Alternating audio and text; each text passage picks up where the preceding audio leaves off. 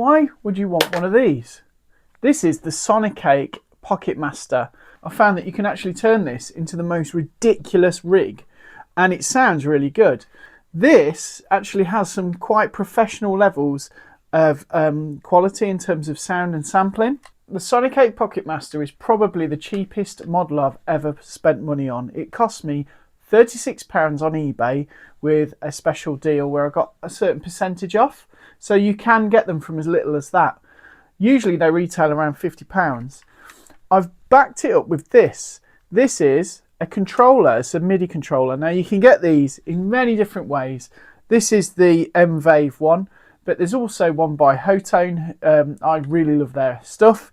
And you can get these in many ways. This is the old model as well. So this is the chocolate, and there's now a chocolate too, which is even more posh, but the chocolate will do me. And what I'm going to show you in this video are a couple of things. Number one, how to set this up and use it to use NAM profiles. Number two, how you can coordinate this to work with this, because that isn't easy. Number three, some cool tones that I really like. I'm a clean guitar guy. I like to add pedals to get gain, but I'll show you some real essential kind of presets that I would use. In this video, there are going to be little sections where you can just press to it. There's going to be timestamps. You can just go to the timestamps for the bits that you're interested in. All I'm going to show you now is how to rig this up using a phone. A lot of this stuff is great to use with a phone, and that's one of my favourite things about this.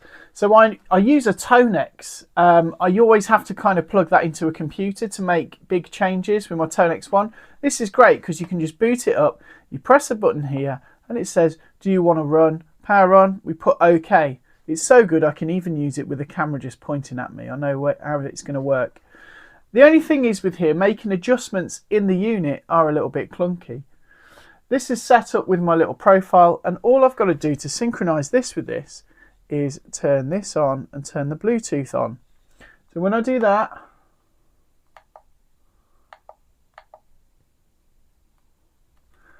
Bluetooth on, the Bluetooth should flash and we're connected.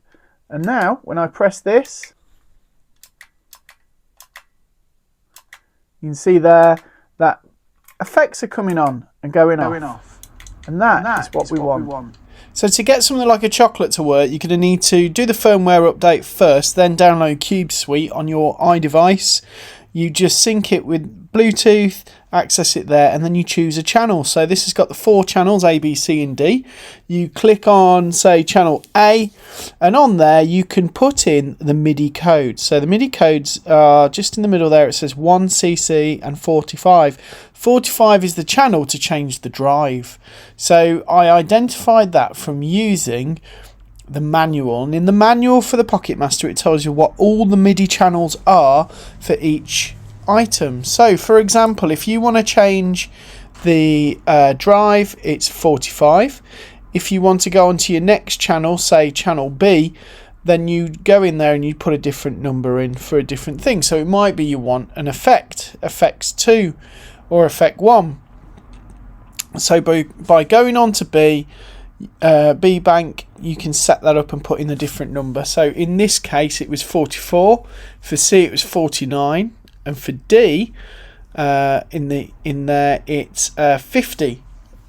So you put those in on the channels, and then you are in a good place to be synchronizing up your chocolate with the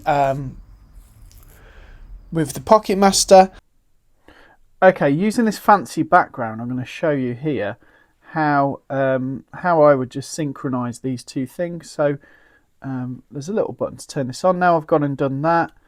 Turn it on, and then on here, turn Bluetooth on. Bluetooth is syncing. Now if it doesn't sync first time, which is a thing that happens, turn it off, turn it on again. There you go, both of them are on. Now, if I try this out, I'm going to try my first button.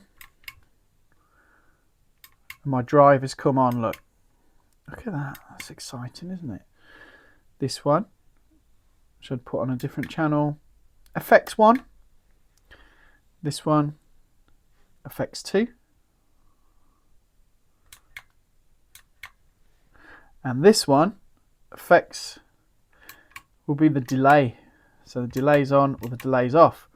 Now, one of the cool things that you do with this is when you've got your patch, I'll just go on here and I'm just going to make sure that all these are either on or off as I want them, which is cool. And then if I want to save the preset? Yes, save. So it's all kind of saved with it off, and when I've turned these switches on, it's fine.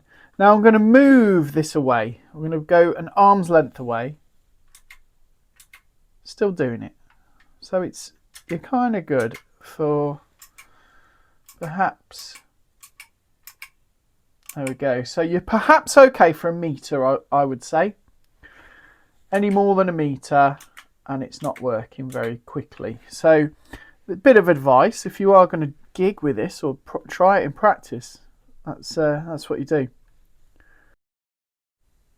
Okay, so this should be a really helpful little demo of how to actually get NAMM profiles. Okay, so it's as simple as this. What you're going to do is you're going to go on a website called tone3000.com, and this is great because there are loads of open source captures that people have done. Now, some of these captures are brilliant and some of them are not brilliant. It's just down to you trying them out. This is a new one. I'm excited about that. I'm just going to listen to it.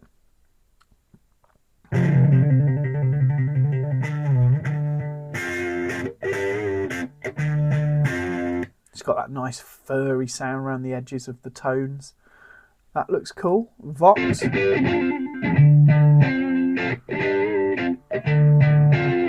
What's really useful is when you're listening to these, they always have this kind of the same kind of guitar sample, so you can kind of compare it like for like.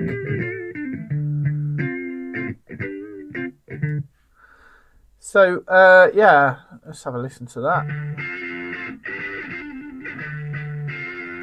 That's quite aggressive. I like it, but it's aggressive. I wouldn't necessarily use that. Oh, hyper accuracy.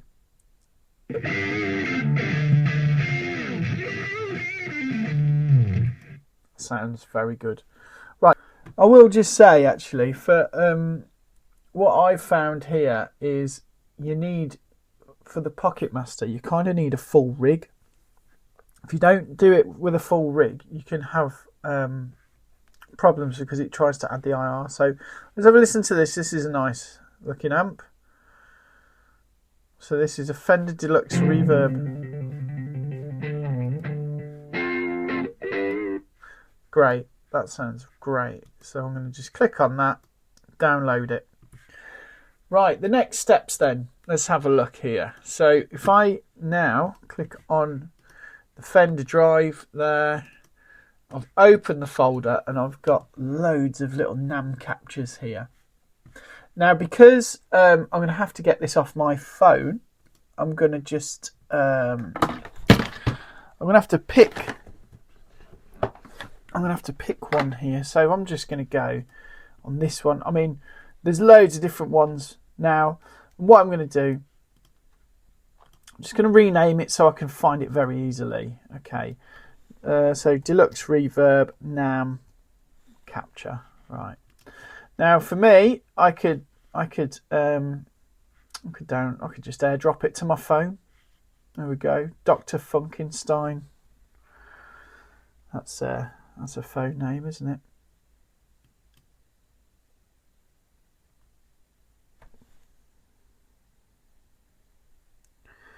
Now I've got it on my phone, I'm going to save it to my files, and I'm going to save it on my phone,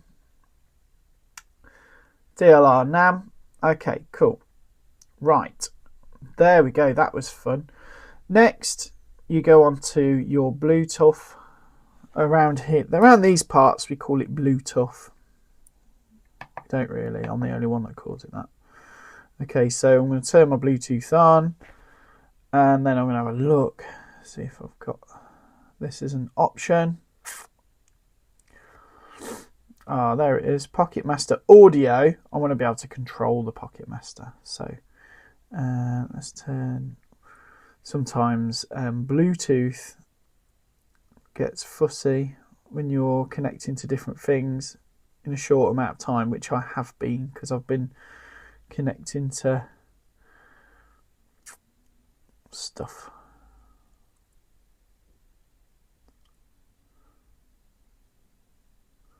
Pocket Master Audio. Let's see if it lets me control the Pocket Master now. So if I go in the Sonic 8 Link app.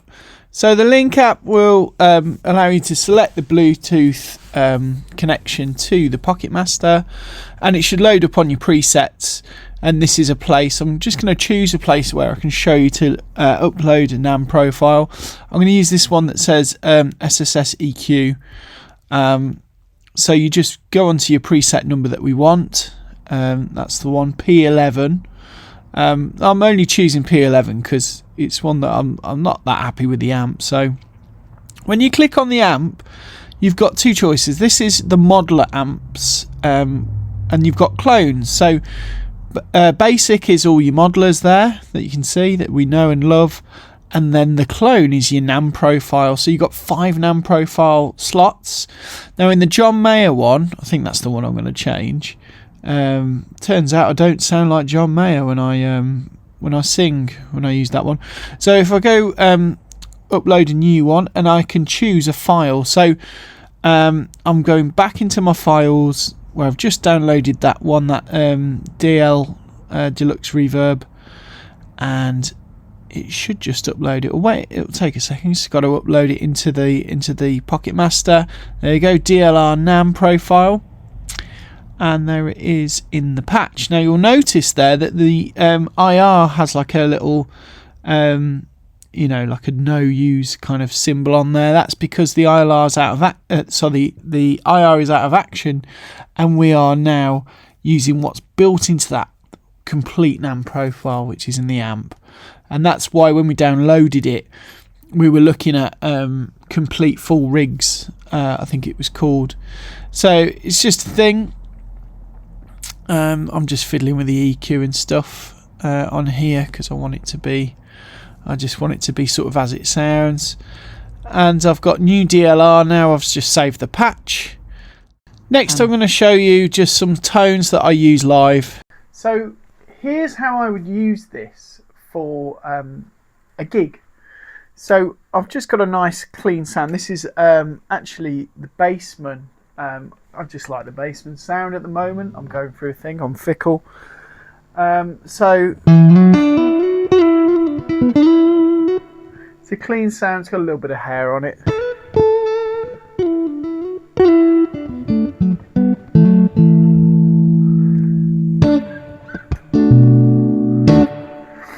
If I knock the volume down,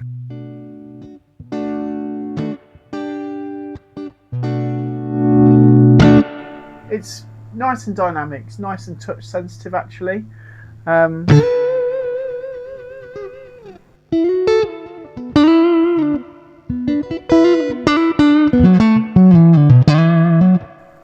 Okay, so the Chocolate has 4 buttons. The one on the left here, which I programmed earlier, this will activate a distortion.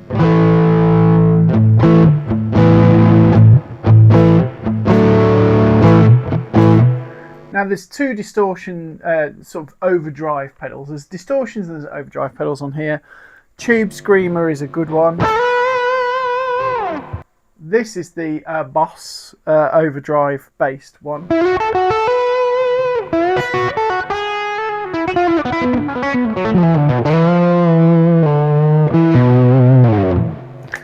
So in my line of work, I'll probably have a clean channel, be running clean.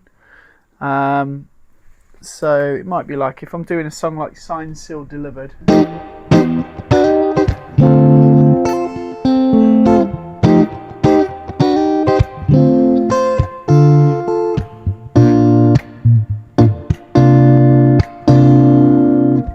I'd touch this with my foot.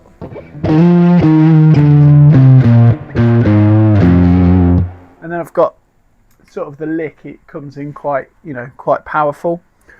And it's not overpowering either. So the second one here of under B, I'm actually going to use one of the effects.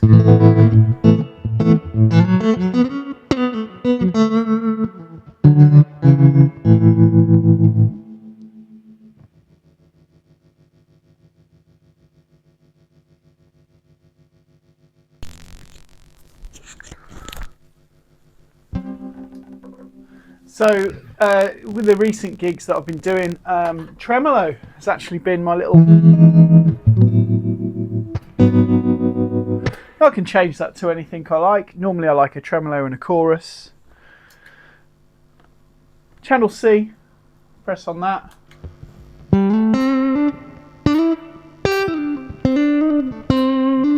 That's a compressor.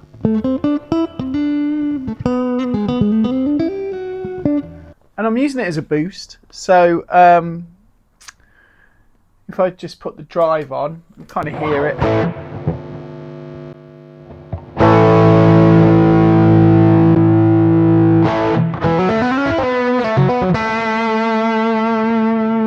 Just gives me a little bit more sustain.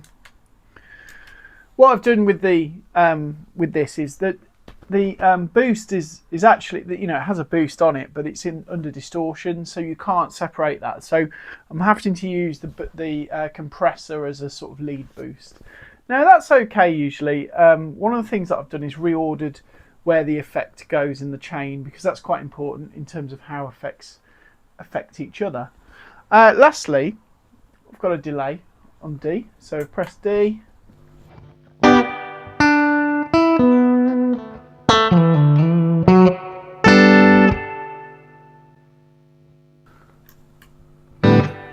There we go.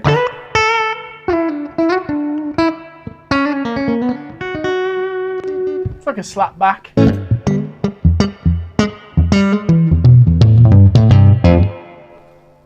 And again, fully adjustable, but that's kind of how you can use it using the chocolate. So it's great just to have in your bag. It takes up no space. And one of the great things about this that some pedals and modelers don't actually do is you want to access your tuner really fast. Well, you just press both buttons at once, and just like a snap, it goes straight to tuner. You haven't got to hold it for a couple of seconds. When you're on stage, that's actually quite important, because you don't often get a lot of time to practice. You don't get a lot of time to do your tuning, so I find that really good as well. So all in all, for not a lot of money, you could get this and use it, and it'd be a really usable, practical and fun bit of kit. It's not the same. It's not in the same league as a Line 6 or a Tone X or even a Hotone. You know, there's some stuff that I get out of my Hotone Ampero Mini. It's a lot better. It's a lot better than this. However, this is a good little bit of kit if you're just starting out. Say if you're going to school and you're using a guitar and you've got like band practice and stuff, and you want to be able to get drive sound and stuff, it's a good way to go. You don't have to plug it in. That's another cool thing. So you don't have to run it off any power. Again, that's quite useful if you're sort of practicing and kind of going from place to place. If you're studying at college or university, it would be good. I think if you're a professional, having it in your case as a backup is good. I don't think it. I think this added functionality makes it great, and I think the NAM profiles are really cool.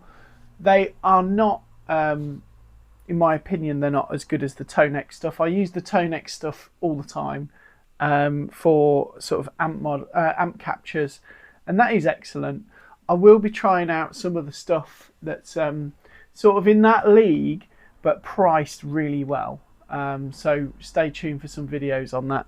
And if you enjoyed this, or if this helped you at all, please like, subscribe and share, tell your friends. And that's it. I'll see you next time.